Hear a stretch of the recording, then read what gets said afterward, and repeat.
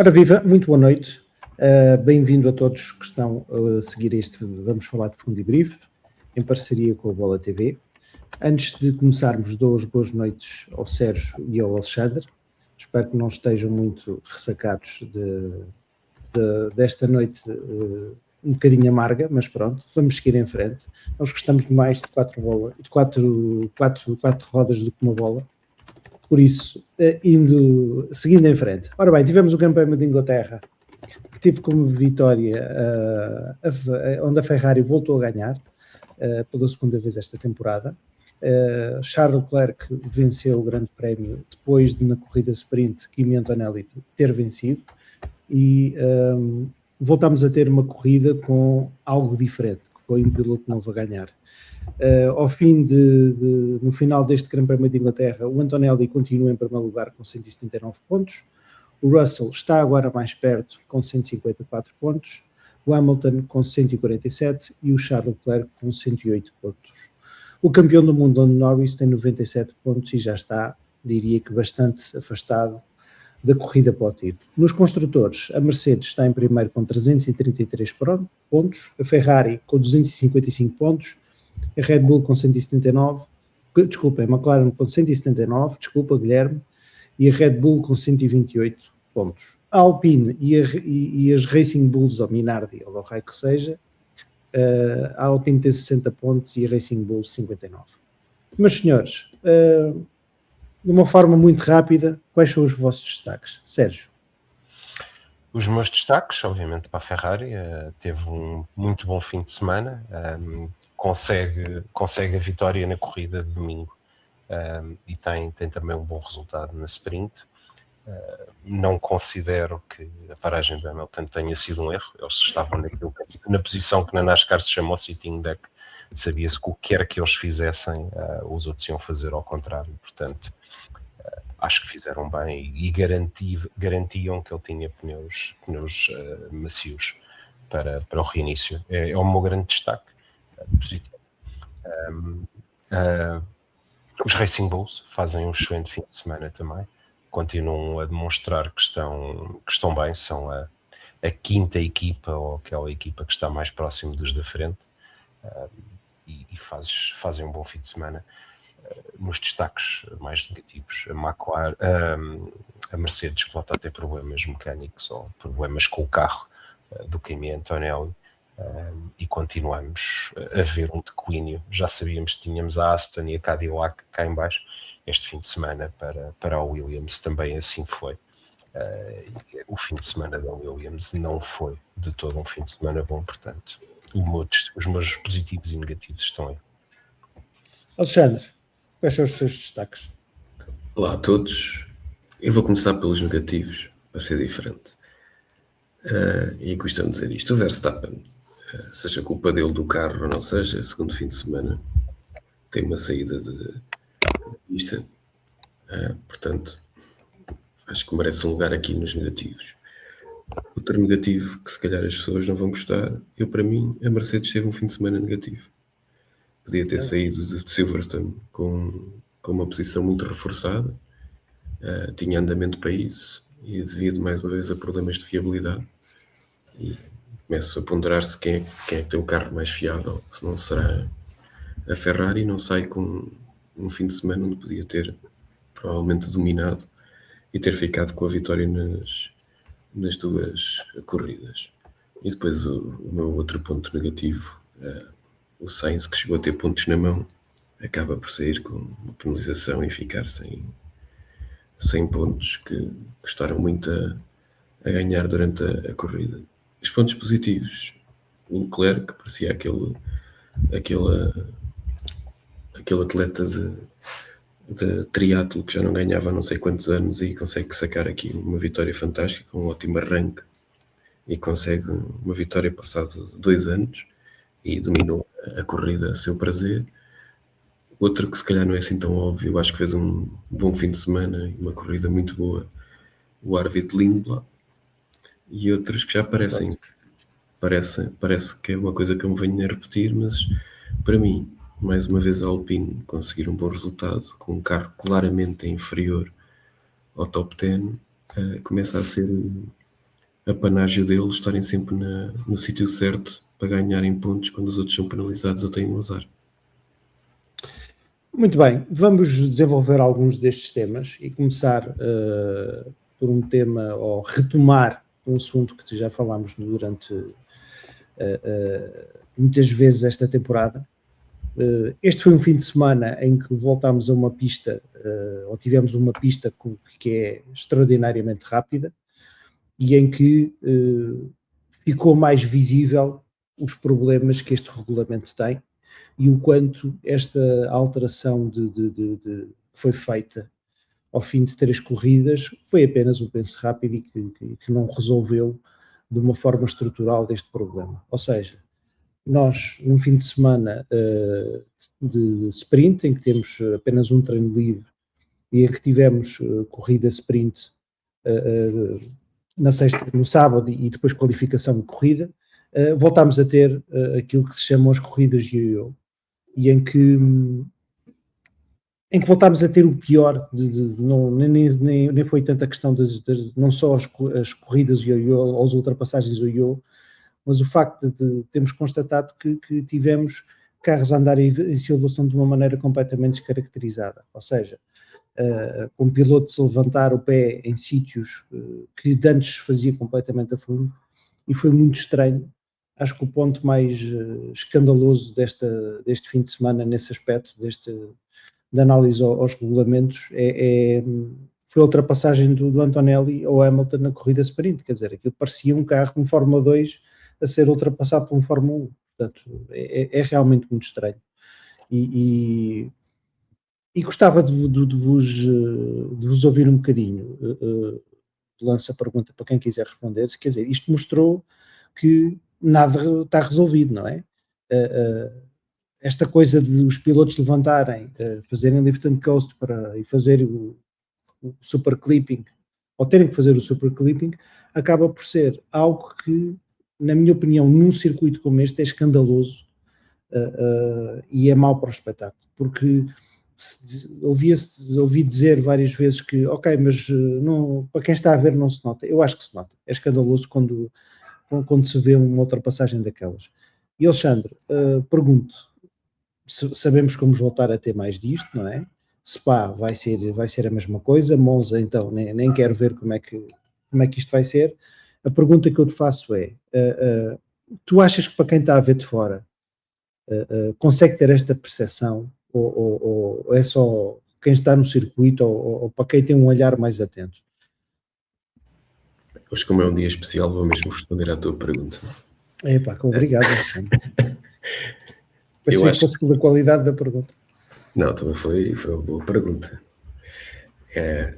Eu acho que para nós reparamos, se calhar para grande parte dos fãs de Fórmula 1, não repara. E nós dissemos aqui várias vezes ao longo das últimas semanas que era preciso mais pistas para perceber se os remédios de curto prazo serviam para alguma coisa ou não, e que algumas das pistas que eram as seguintes às alterações não iam permitir ter a certeza se ia causar uma diferença às ligeiras alterações. E o que vimos em Silverstone é que não causa assim tanta diferença. Silverstone, por acaso, e Baton não é de todo um dos meus traçados preferidos, mas que se calhar, ainda não sendo o que mais mete a nu o que estas alterações fazem, acaba-se por ver coisas muito estranhas para quem é mais geek disto e anda como eu a ver os onboards dos carros e ver coisas muito engraçadas, especialmente se virem mais do que uma volta, como se faz curvas com uma abaixo do que teoricamente parece que deviam fazer, acaba por parecer uma coisa muito estranha. Se calhar quando vês o rebanho todo, o pelotão não se nota, mas quando se vê os carros isolados ou em luta um com o outro, nota-se. Mas é o que eu te digo, nós notamos, acho que a maioria não nota. Eu continuo a ouvir nos sítios onde as pessoas sabem que gosto muito de Fórmula 1 a dizer que agora está espetacular porque há grandes ultrapassagens.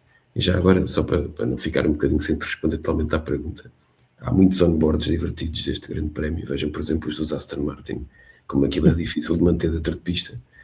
Parece mais ou menos o do Antonelli, mas sem a avaria. Sérgio, sim, força.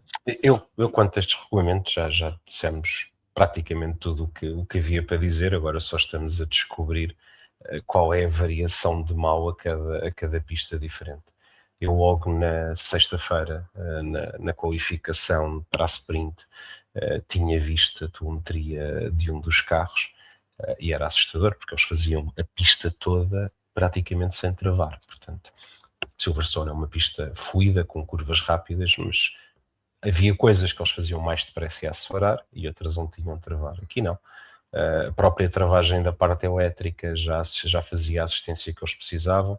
Portanto, basicamente era tudo feito a fundo, com 3 desacelerações em qualificação. Não me parece de todo um tipo de corrida normal. Acho que já há uma categoria para se correr assim e para se fazer isso. Não precisava de ser a Fórmula 1. Foi também interessante porque se descobriu este fim de semana mais um truque que está a ser usado.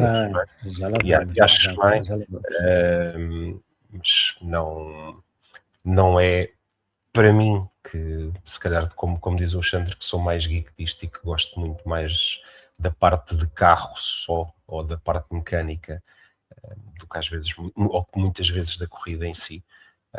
Faz-me muita confusão que os pilotos tenham de conduzir assim e tenham de andar com carros destes. Como se viu este fim de semana, nós sabemos que pode haver ali 2 ou 3 curvas em que os pilotos vão lutar até o primeiro carregar no travão um bocadinho antes ou um bocadinho depois, e depois não vai ter energia para manter aquilo. E isso não tem a ver com se tem potência ou se tem carro, tem a ver com não estar lá. Portanto, não existe carro naquela altura. Isso faz muita confusão nestes regulamentos. Será que vamos chegar ao dia em que vai aparecer tipo florzinhas verdes no ecrã do volante e ganha mais um ponto de como era na volta mais rápida, conseguir recuperar mais energia? Não era exatamente com a volta que mais qualquer dia há pontos por eficiência energética. É uma coisa que... havia um carro japonês que tinha isso, tu ias construindo uma flor conforme fosses mais eficiente. Eu flor não, mas também já tive um carro que me dava, não era pontos, mas dava-me assim uma coisa, tinha uma curva de evolução de não sei para o quê, mas pronto. Nisso fui daqueles que aprendi a ver Fórmula 1 em que se dizia que quem não é para comer não é para trabalhar, portanto ver isto assim faz-me um bocado de impressão.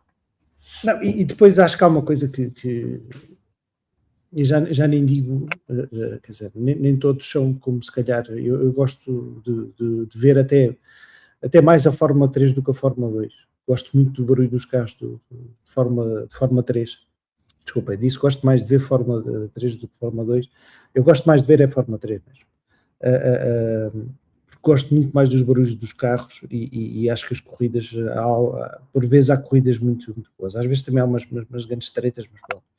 Mas ao ver o Fórmula 3 a fazer este circuito e ao ouvirmos o motor, ou mesmo o Fórmula 2 é a mesma coisa, dá para ver a diferença. Ou se ouvirmos o motor e a forma como fazem as curvas mais rápidas, e depois ver um Fórmula 1 em que se vê a perder velocidade, eu acho que há aqui qualquer coisa que está fundamentalmente errada e que espero que a Fórmula 1 use estes fins de semana que ainda vamos ter este ano para repensar sempre. E foi engraçado que não volto, este fim de semana praticamente não vimos telemetria de velocidade nos carros. Aqueles bonequinhos que aparecem no hall. Eu ia referir isso, mas já não vês há muitas corridas. Às vezes uma ou outra em que não é tão notório aparece, mas nestas pistas em que se vai ver...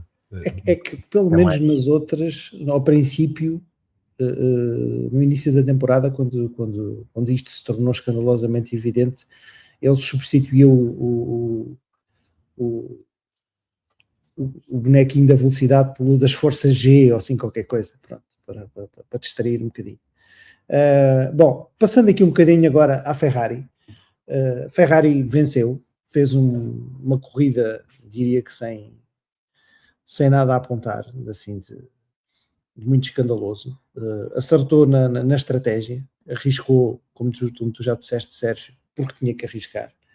E a pergunta que, antes de falarmos um bocadinho em detalhe da corrida que a Ferrari fez, pergunto-vos, este motor afinal da Ferrari funciona bem ou isto foi um fugaz? Porque, quer dizer, em altitude parece que não funcionou bem e a Ferrari apresentou um motor bastante revisto, ao início do que pode vir a ser um motor bastante revisto.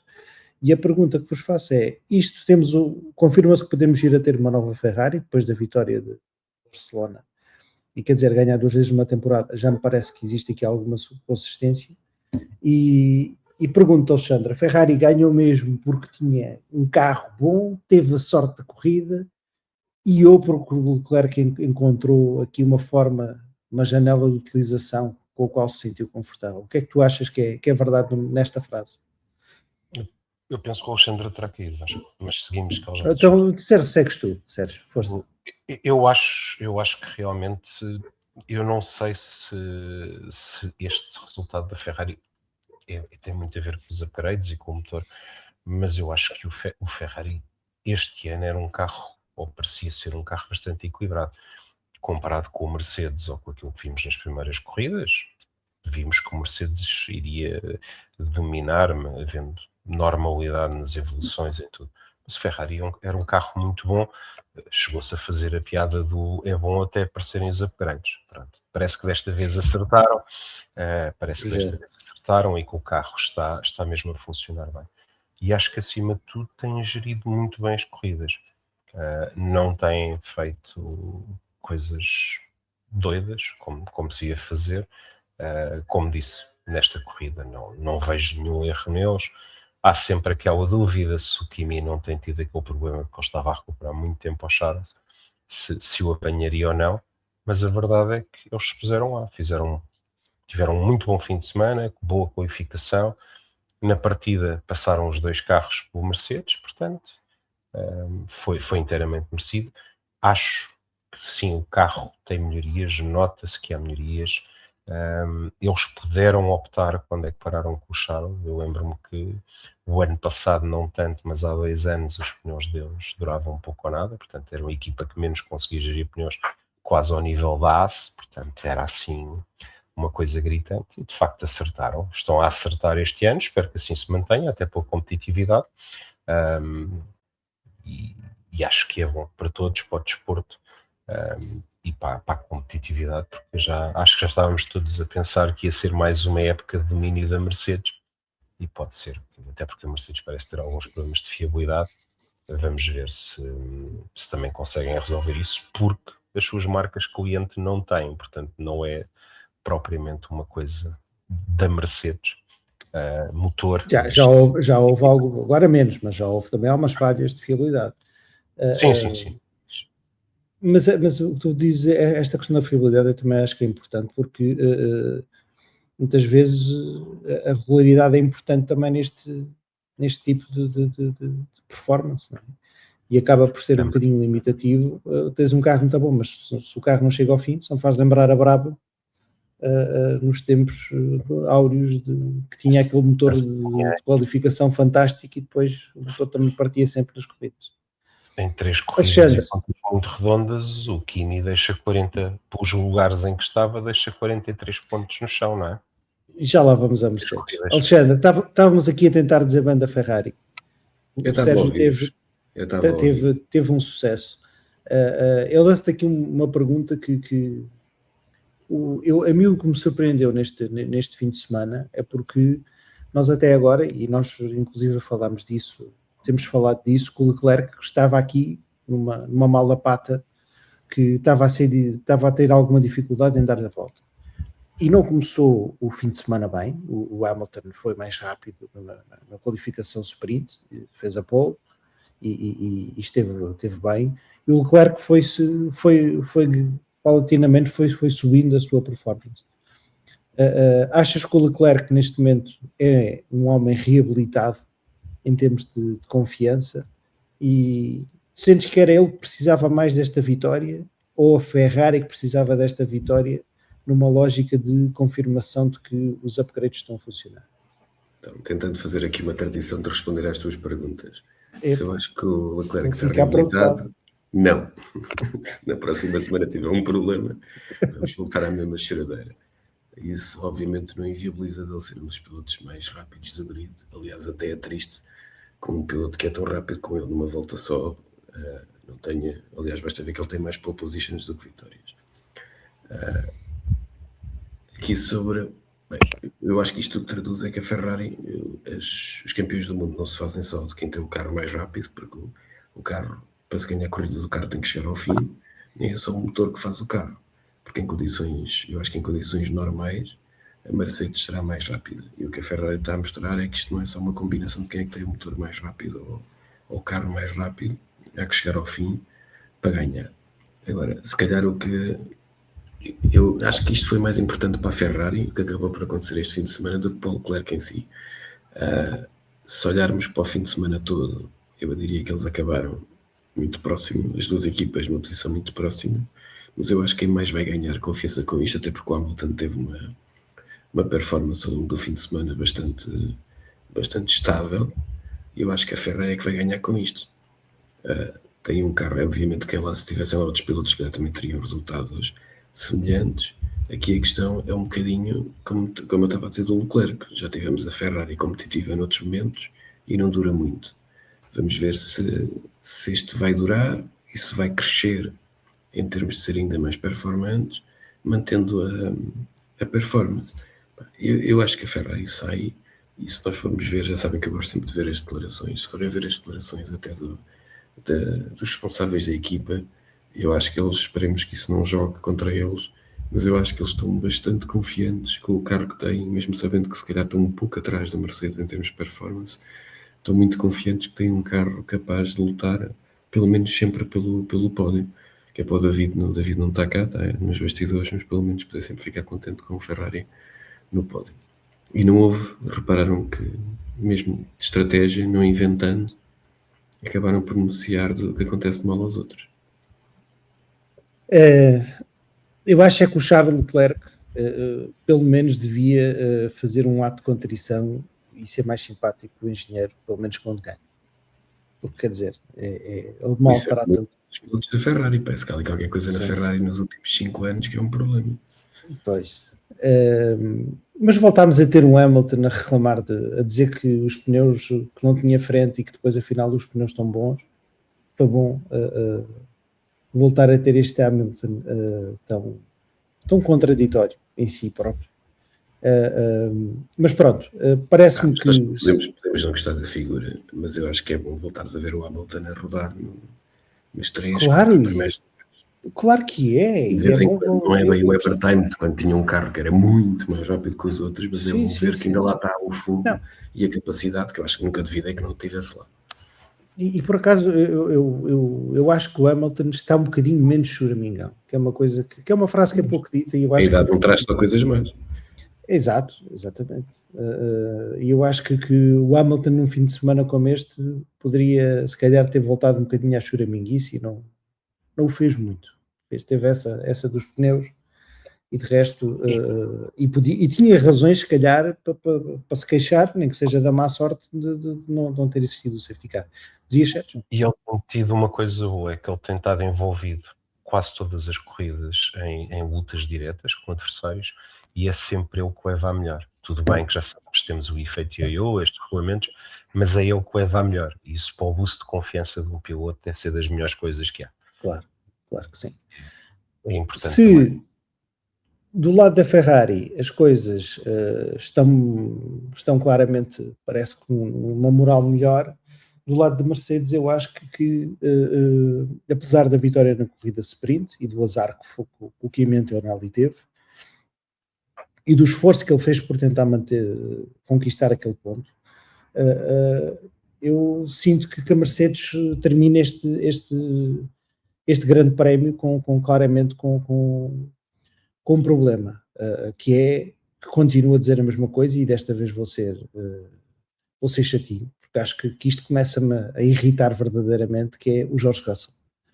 E começa-me a irritar porquê? Porque acho que até o próprio Toto Wolff está a perder a paciência com o George Russell. Ou seja, para resumir, o Antonelli ganhou a corrida sprint, o Antonelli fez a pole position para o Grande Prémio, na corrida parecia que poderia ser o único piloto que poderia atacar o Charles Leclerc, e de um momento para o outro partiu uma suspensão da frente, ou fez uma avaria ao passar num corretor com mais força, fez com que caísse para trás, veio à boxe uma vez para tentar mudar a asa, para tentar resolver o problema, não se conseguiu, veio uma segunda vez para arrancar lá o bocado da suspeição que estava torto, mas não conseguiu e depois até acabou por ter uma penalização. Mas sobretudo o George Russell, portanto, o Hamilton, o Antonelli claramente continua a perder pontos para o segundo classificado, agora o Russell, mas o Russell, eu pelo menos sinto que está completamente fora. Não conseguiu nunca ter ritmo, não só na qualificação como na corrida, e este pódio que tem cai-lhe do céu assim de uma forma completamente escandalosa, não é? E depois tivemos aquela situação caricata no final, em que o Russell no rádio a agradecer naquele seu tom muito senhorial, diz que, pois, isto foi um fim de semana complicado, em que tivemos aqui um problema com a velocidade em linha reta, não sei o quê, e que limitou a nossa prestação, e uns segundos depois aparece o Toto Wolff a dizer que não tiveram problemas nenhuns em velocidade em corrida. E quer dizer, no fim de semana passado ouvimos o Toto Wolff entrar no rádio e a dizer-lhe Jorge, faz o favor de guiar e cala-te. Agora temos isto. Vocês acham, qual é que é a vossa opinião? Qual é a posição do George Russell neste momento dentro da Mercedes? Acham que o Toto Wolff está a perder a paciência para o George Russell? Alexandre, começo por ti, porque eu acho que gostava mesmo que respondesses, porque eu sei que tu és um fã incondicional do George Russell. Bem, costuma-se dizer que é nos momentos difíceis é que se veem as pessoas, eu já disse isso sobre a Mercedes. Portanto, eu acho que o Russell, que certamente, tal como já dissemos do Hamilton e de outros, não perdeu qualidades nem rapidez. E acho que está a precisar, se calhar, e por acaso eles até se dão bem, de alguns na pausa, fazer um bocado uma lógica tipo o Norris e perceber se está a perder a oportunidade de ser campeão do mundo. São coisas, e o Piastri que o diga, não são coisas que apareçam todos os anos. Também acho que deve acontecer outras coisas dentro da equipa que nós não sabemos. Acho que já é a segunda vez que o Toto Wolff manda mensagens. É curioso que não o fez quando tinha outro piloto lá sentado. E eu acho que o Russell se tem que concentrar mais nos números e menos na lamechice, se estar a queixar, porque a verdade, e depois o conta no final são os pontos, é que ele já teve aquilo antes 40 e tal do Antonelli e neste momento está a 25, salvo erro. Portanto, no final, os azares também não têm, deram-lhe aqui alguma lógica de aproximação e já está em segundo outra vez. Portanto, eu acho que é a Mercedes a mostrar que quando as coisas correm mal, está-lhes aqui, não está se calhar a saber gerir os dois pilotos. Eu estava à espera, sinceramente, de ver um bocadinho mais de garra do Russell e menos queixa, porque a queixa não vai levar a lado nenhum e vai começar a meter a própria equipa, como se já está a ver, a apoiar mais o outro piloto. Até, porque há muitas razões para apoiar o outro piloto, até em termos de imagem. Vamos esperar que ele, quando tiver uma pausa, os amigos, especialmente os que já passaram, lhe deem assim umas bufetadas bem assentes, para ele acordar um bocado para a vida. Depois é obviamente que ele vai se voltar a meter direito e ajeitar o cabelo, que está sempre impecável. Toda a gente sabe que o Vasco ainda recorre a por causa do cabelo, mesmo quando tira o capacete. Isto é tudo inveja. Isto é tudo inveja da minha parte. Tenho imensa pena não ter uma... Eu não acho que ele teve assim tão depressa, tão longe da performance dos outros. Acho que... Isso é o teu otimismo em relação ao Russell. Não, ele não teve, concordo contigo, ele ficou em segundo lugar, portanto, quer dizer, como é óbvio, não teve assim tão longe. A questão é que, se nós olharmos para o que é a performance comparando sobretudo diretamente com o Antonelli, fica claramente a sensação que ele foi batido e que foi o Antonelli foi o piloto mais rápido, voltou a ser o piloto mais rápido. E quer dizer, o primeiro era Miami, que ele não estava bem, depois era o outro que aconteceu isto. E o Russell começa a ter poucas razões para não dar a volta. É claro que se pode dizer... Deixa-me fazer-te a pergunta agora sobre eu. Será que é o Russell não consegue dar a volta ou estás a ver a crescer um Mas era por aí que eu ia pegar e perguntar ao Sérgio, porque a determinada altura, eu dei por mim, vejam lá os pensamentos com que eu vejo, com que eu fico ao ver estas coisas acontecer. Eu dei por mim a pensar que, e tu dizias, há um bocado disseste uma frase que ele não desaprendeu. Foi mais ou menos isto que tu disseste. Ele não desaprendeu, se calhar, mas se calhar nunca foi aquilo que o pintaram. Acho que é mais por aí. E depois, se calhar, ao não se ter adaptado também este regulamento. Não nos vamos esquecer, esta questão da adaptação ao regulamento, vejam para mim também até eu estar a defender o Russell. A desculpá-lo, não é defendê-lo. Há pilotos que se adaptam melhor ou pior aos regulamentos, não é? O Russell sempre se adaptou melhor ao anterior regulamento que o Hamilton. E dei por mim a pensar que a Mercedes até se calhar não está a proteger Russell, podia se calhar tentar geri-lo de uma forma diferente. E pergunto, Sérgio, estes comentários do Toto Wolff se calhar não deveriam ser feitos mais em privado do que outra coisa. É que uma vez eu ainda percebo, até porque o comentário que ele fez na Áustria, cala-te e guia, não se sabe em que contexto em que resposta é que foi feito. Desta vez não, é uma resposta claramente direta a um comentário que ele fez especificamente. Era sobre um assunto no específico. Tu não achas que o próprio Toto Wolff está com uma certa sobranceria a dizer, eu tenho a nova sensação da Fórmula 1 e agora até já me posso dar ao luxo de tratar mal do Russell? Não acho que tenha muito. É o Toto Wolff. Eu acho que o Toto, depois deste fim de semana, deve estar muito, muito chateado com aquilo que tem acontecido. Portanto, é o terceiro ou quarto grande prémio em que um dos pilotos dele não acaba e põe em risco aquilo que estava a ser o domínio da equipa. E claro, depois de um grande prémio destes, ter um piloto com o tipo de discurso do Russell, se calhar aquilo saiu como não estamos muito acostumados a ver no Toto e na Mercedes. Mas não me surpreende. Tem havido muitas coisas à volta. O Russell foi o primeiro a dizer que começavam os jogos mentais e se calhar não lhe está a correr bem. Ele não tem conseguido tirar o desempenho do Kimi, mesmo quando acaba à frente. Portanto, nestes grandes prémios acaba porque o Kimi desiste.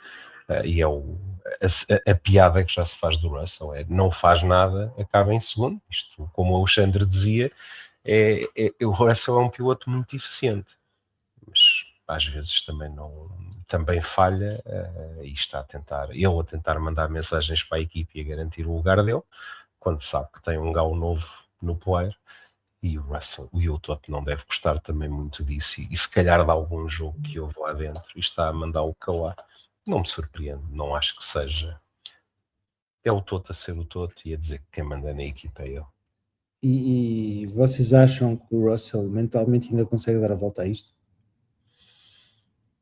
Mentalmente acredito que sim. Falta saber se o Kimi tem alguma quebra, porque se o Kimi não tiver nenhuma quebra, duvido que o Russell consiga acompanhar. Aquilo que se viu desde que ele partiu a proteção da roda, penso que se fosse o duto dos travões ou os tubos dos travões da roda esquerda, um piloto com o carro danificado queria acabar por salvar um ponto. Portanto, se há alguém que está a tentar perceber ou a jogar a 22 grandes prémios ou a 24 é o Kimi, não é o Russell. Alexandre, qual é a tua opinião? Eu já disse que ele pensava que alguém amigo lhe deu uma... E quem é que achas que pode ser essa pessoa amiga? Eu acho que ele tem o atual campeão do mundo, é suposto darem-se bastante bem.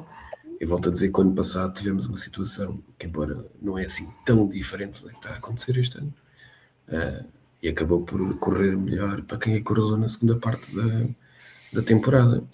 Pode não ser sem igual, mas eu acho que estamos a massacrar o Russell. Ainda vamos descobrir que se calhar o Russell está a enfrentar pela primeira vez, ou se calhar um dos pilotos pode vir a ser campeão do mundo várias vezes nos próximos anos.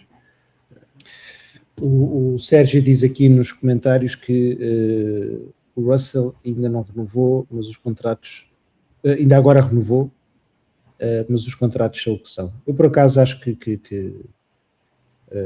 o Russell com mais ou menos dificuldade vai se manter na Mercedes, parece-me. Fala-se que a renovação dele é pendente de performance, ou seja, ele está garantido se tiver determinada performance no campeonato. Bom, vamos ao Fediver do fim de semana, que teve a ver, já há muito tempo que não tínhamos a FIA no centro de uma polémica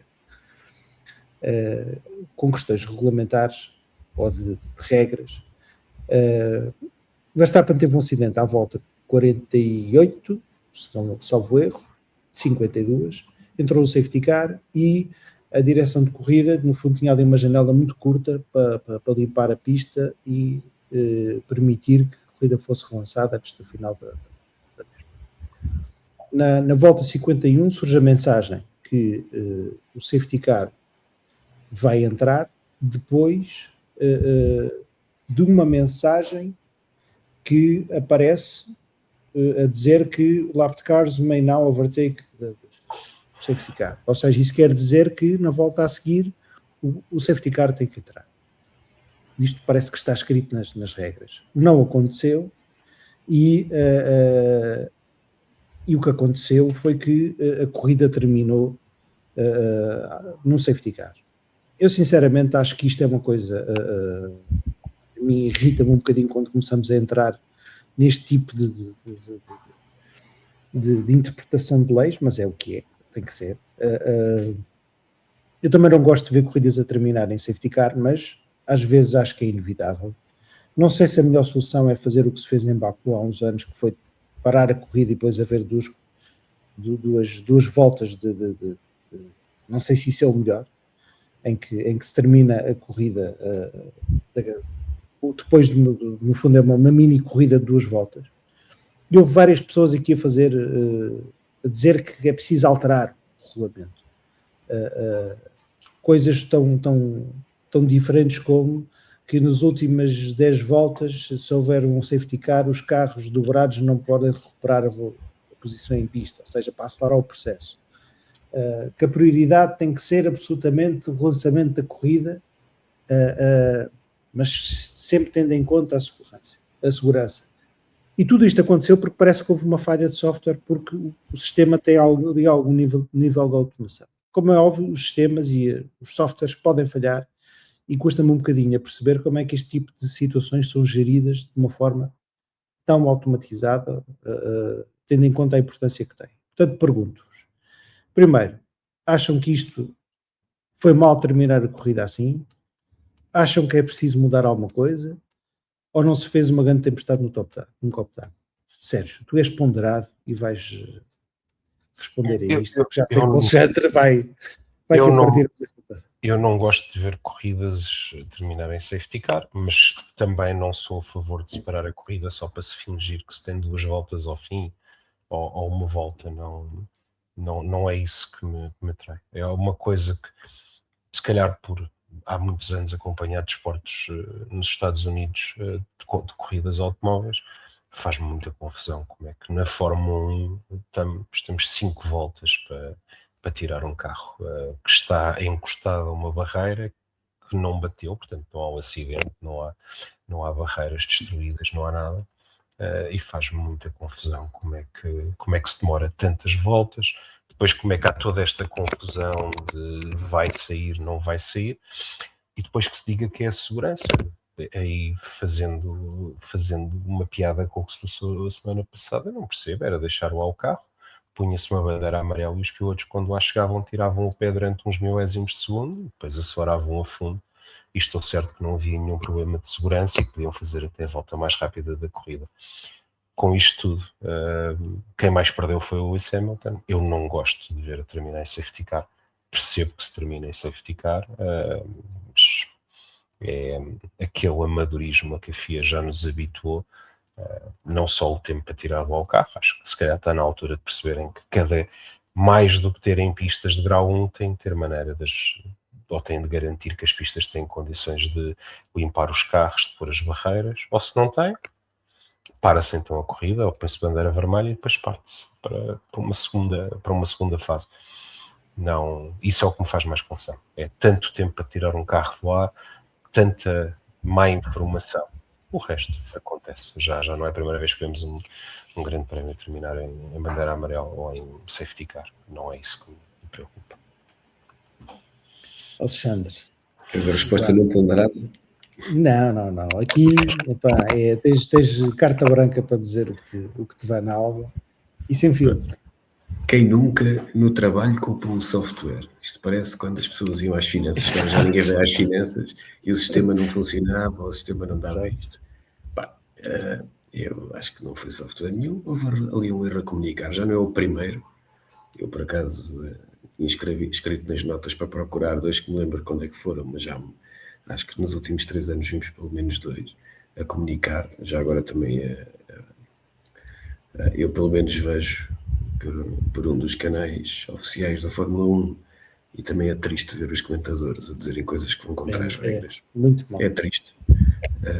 Tem uma obrigação que eu não tenho de conhecer melhor as regras, mas o procedimento foi cumprido, foi mal comunicado. Acho que também ficava bem de vez em quando a Fórmula 1 dizer de uma maneira menos de desculpa e dizer enganaram-se, não foi um erro de software, enganamos, houve um erro.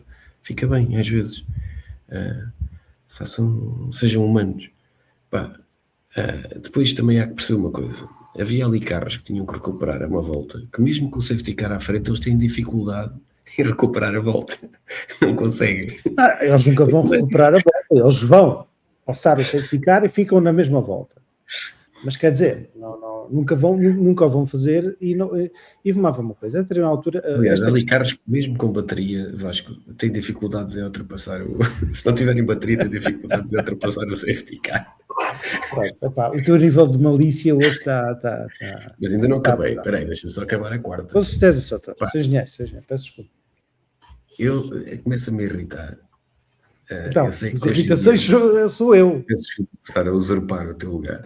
Mas, já me chatei um bocado. Cada vez que há um tema na Fórmula 1, só para ter likes e cliques, põe sempre as regras de jogo em causa. As regras estão escritas e não mudam assim tanto todos os anos nesta parte das corridas. Deixem lá de pôr as regras em jogo cada vez que acontece qualquer coisa. Primeiro leiam as regras. Era um bom princípio. Isto agora até é fácil. Podem meter numa inteligência artificial e aquilo faz um resumo. Não é tão difícil. Portanto, primeiro leiam as regras, especialmente aqueles que são pagos para comentar ou que ganham dinheiro a comentar em alguns sites e podcasts. E, portanto, deixem de estar sempre a pôr em causa aquilo. Mas, mais uma vez, se alguém disser assim, enganámos-nos, se calhar matava metade das questões. Já acabei meus 4 pontos não ponderados do que aconteceu. É uma tristeza de ver corridas a acabar com o safety car à frente. Os únicos que ficaram contentes, curiosamente não ficaram na corrida, mas a Mercedes ao menos meteu mais um carro a passar à frente na linha da meta. Exato. E que tem mais potencial combustão que os de Fórmula 1. Eu disse que havia alguns que não têm dificuldades em ultrapassar o safety car. Atrevo-me até a dizer que isto não sei se não teve mão do Toto Wolff, porque acabou por ter só tinha um carro no pódio, assim teve um Mercedes, ele é que venceu, é que levou com a bandeira de xadrez, foi o Charles Leclerc. Eu acho que tu disseste uma coisa que eu acho que é importante, que é há regras que já acontecem há muito tempo e que eu não sou um fundamentalista que as regras não podem ser mudadas, mas tem que existir um sentido lógico e, sobretudo, acho que a pior coisa que existe, isto não é só nas corridas, é em tudo, que é mudar as coisas à pressa e sem pensar apenas porque aconteceu uma coisa que a gente não gosta. E acho que isto é algo que é inevitável que aconteça nas corridas, porque acaba por ser acidentes podem acontecer perto do final da corrida e pode, por um conjunto de razões, acontecer. A mim o que me parece é que vou mais ali pelo que o Sérgio disse. Hoje em dia a Fórmula 1 investe tanto e existe tanto dos circuitos e dos comissários e de todo o staff que se calhar tem que ser um bocadinho mais diligente a gerir estas coisas, porque e é o que tu dizes, depois quer dizer, o software é sempre o culpado de tudo. Ainda hoje também liga para uma companhia de seguros, no horário de expediente, não podemos ajudar porque não temos sistema. Deve ter sido uma coisa que aconteceu. É o sistema dá para tudo, para o futebol. Dá para tudo, exatamente. Isto a culpa é dos informáticos, é sempre a mesma coisa. Voltando às corridas, que é o que nos traz sempre aqui, não é leis e coisas desse género. Voltámos a ter pelo segundo fim de semana consecutivo um acidente que não foi feio, mas foi um acidente que o deixou bastante indisposto, de Max Verstappen, do que aparenta ter sido um problema ao fechar o que não se chama DRS, ou seja, perdeu o carro numa das curvas finais e segundo diz o Verstappen, ao virar para a curva, a asa traseira não estava totalmente fechada. Ou seja, não gerava a mesma carga aerodinâmica que gera em curva e, como é óbvio, despistou-se.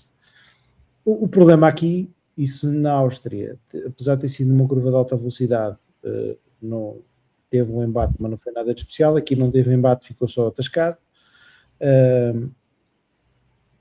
Isto é um problema que, no dia que houver um acidente sério à conta disto, se calhar deixa de ser uma coisa que ninguém liga para ser um problema bastante grave. O Verstappen já veio dizer que isto é um problema muito super dangerous, citando. Disse que teve muita sorte em Áustria e agora em Silverstone. O Lohan Mekis já veio dizer que Verstappen tem toda a razão e está descontente. Ou seja, e que a Red Bull pode vir a voltar atrás, inclusive no conceito da asa traseira que tem, até conseguir garantir que funciona bem. A pergunta é, e aqui tu és engenheiro, Alexandre. O Sérgio também. Eu também, mas eu te gosto de chatear mais com estas coisas. O problema da Red Bull é de conceito, ou seja, esta asa, tentativa de ser Macarena ou Barreco Parta, ou é de controle de qualidade? Porque, quer dizer, esta questão do controle de qualidade parece que, se calhar, também há muita gente a querer produzir muita peça ao mesmo tempo e rápido, se calhar depois dá nisto. Ou não? Eu acho que é outro controle. Eu acho que é o controle da dor de corno. Porque... Esse é um conceito de engenharia que eu ainda não conheço bem. Primeiro, se eu acho estranho ser possível termos esta aerodinâmica ativa, não ser um perigo, mas as suspensões ativas são um perigo e falseiam os resultados e blá blá blá. Portanto, não percebo porque para umas coisas pode ter coisas ativas e para outras não. Sejam elas controladas pelo piloto ou não. Corrijam-me vocês, mas creio que já quando foi do DRS, a Red Bull também teve avarias quando começou o DRS. Portanto, alguém lá na casinha deles tem que estudar um bocado melhor os ativadores para fazer aquilo, ativar e desativar, que já de outra vez eu creio que o problema também era em desativar, porque aquilo está feito no, digamos, no conceito negativo. E portanto, eu acho que desviar a atenção de um problema é deles, porque se há 22 carros em pista e só um que teve um problema, o problema não está no sistema em si, está na fiabilidade com que eles o conseguiram desenhar. Se é um perigo, mas vocês já sabem que eu sou um bocado frio nestas coisas. Quando já não sei quem é que teve a melhor velocidade de ponta, eu acho que foi o Hamilton. Foi o Hamilton. Com mais de 350 km/h. Portanto, estamos a dizer que o perigoso é ter a aerodinâmica ativa. É perigoso rebentar um pneu, é perigoso partir, como vimos, partir uma peça que nem sequer era direta da suspensão e o Kimi não conseguia curvar. Portanto, se vamos por aí, vão fazer outra vez corridas em carros feitos de caixas de sabão antigas com rodas de rolamentos. Pode ser que assim seja seguro. A Red Bull que se concentra em ter o carro competitivo e fiável e deixa-te arranjar desculpas. E ainda bem como é que veio falar para calar o Max, porque não me parece que ele estivesse propriamente a falar só do sistema da aerodinâmica ativa e estava-se a gerir ao carro em geral. Sim. E sobretudo, Sérgio, voltamos outra vez à questão contratual do Max. O Max está sempre a pôr pressão, apesar do... Ele tem sempre... Eu sempre disse que acho que o Max, enquanto tiver um carro minimamente competitivo, faz isto mais para tentar fazer bump do ordenado dele e dos prémios do que para... E bem. Não se discute isto, cada um joga com... como é que quem não tem cão caça com gato, é assim que se diz. Portanto, mas é a segunda vez que o Adjar está igual a ele. Exatamente. Portanto, ele Então, que o bate. Sim, neste caso ainda foi pior, porque ele sabe. Eu, se não estou em erro, este é o quarto acidente ou a quarta saída de pista do Red Bull este ano com este problema. Que também já tudo o que é espião da Fórmula 1 já viu que a asa supostamente está fechada e que aquilo acontece quando entra em regeneração. Portanto, também pode haver ali outras coisas. Acho que acima de tudo a Red Bull, se é mesmo da asa, já vamos em 3 ou 4 grandes prémios com este problema, já devia estar resolvido. Estou certo que não é o departamento deles de engenharia ou de criação de peças ou quem lhes fornece os ativadores ou os hidráulicos para a asa, de certeza que os consegue fazer para não terem aquele problema. Já percebemos que não é um problema da aerodinâmica da asa quando está fechada ou aberta, é alguns naquele processo, portanto, aquilo direi eu que não deve ser. Se calhar mete mais umas gramas ou mais uns quilos, e isso é um problema, porque sabe que o Red Bull já é gordinho por natureza, portanto, ter ali mais 1 quilo ou 2 para aquilo aguentar, se calhar não é bom sinal. Aliás, aquilo que aconteceu ao Kimi é um bom exemplo do que é levar o material ao limite. Portanto, aqui é uma peça que está dentro da roda, onde supostamente não sofrerá assim tanto, e partiu. Portanto, está tudo preso por arames até bater a primeira vez. Há um bocado, quando falámos da Mercedes, esqueci-me de tocar no ponto que tínhamos falado ao início, tu tinhas falado ao início, que é o truque legal que a Mercedes encontrou para voltar a recuperar uma maningância que tinha sido proibida pela FIA em qualificação. Basicamente, eu não vou estar aqui a explicar muito, mas se mete o MGU-K e a forma como é usado quando se atinge os 350 kW, que basicamente explicando isto de uma forma diferente, quando os carros têm que reduzir a potência quando a bateria se esgota, têm regras para o fazer, não podem fazer de uma forma aleatória. E a potência tem que cair de uma forma progressiva, numa lógica até inclusiva que eles chamam de ramp down, foi o que eu consegui perceber. E a Mercedes e a Red Bull tinham encontrado uma forma de manter os 350 kW durante mais tempo, através de uma forma de utilização do MGU-K. Não me expliquei. Entrava, se fizessem isso anteriormente na qualificação, o motor depois ia a safe mode, ou a parte elétrica ia a safe mode e não podia ser ativado. Ainda bem que há dois engenheiros aqui, mas era uma... Era eu é que estou a explicar isto. Pois, pronto.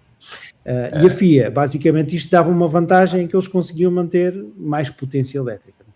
A FIA travou essa solução, aparentemente por questões de segurança, porque os carros podiam abrandar demasiado ou ficarem sem o MGU-K demasiado tempo. A Mercedes, parece que em vez de desligar o MGU-K, os pilotos só o que fazem é levantar o pé, lá está. Voltamos à mesma treta de levantar o pé, que isso é que é bom, que é assim é que tens que gerir. E ao levantar o pé, a bateria nunca deixa de estar totalmente vazia, portanto evitam que entre lá na tal perca de potência para recarregar. A FIA considerou isso legal, desde que a redução de potência não excedesse um valor que eu já não confesso, agora não vou dizer.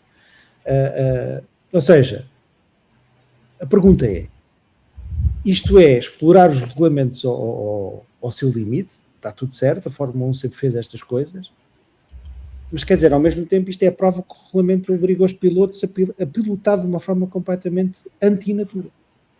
Não, era isto que tu te querias falar, não era, Sérgio? Eu acho que é pior do que isto. Eu acho que então pronto, vá, dá lá o substrato. Em 7 corridas ou 8, nós já tivemos 3 ou 4 truques que a gestão da parte elétrica destes motores e a forma como deixa dúvidas.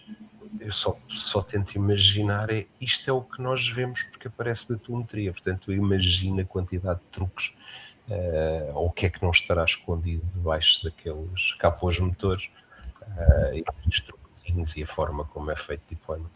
Como disse, portanto, a FIA já disse que era legal, não viola o código de redução de potência, porque o piloto faz, portanto, entra em regeneração ou chamam em potência negativa. Portanto, isso, eu sei, parece que estamos a conduzir um Prius e a querer carregar a bateria. Não, chamavas no exame da universidade, dentro das potências negativas. Epá, depois, na pausa de verão, vocês vão fazer um episódio para dummies, para quem não percebe nada destas coisas de regenerações, na qual eu sou o principal.